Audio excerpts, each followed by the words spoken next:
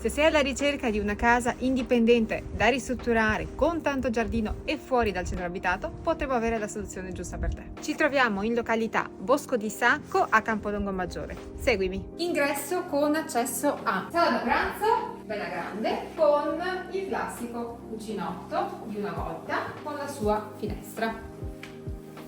Salottino diviso, camera matrimoniale con bagno privato, ristrutturato qualche anno fa, molto grande.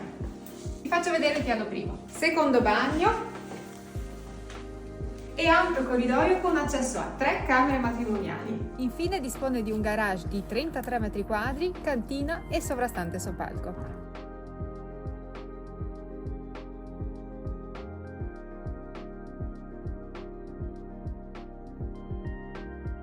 E per finire abbiamo un terreno di ben 1320 metri quadri.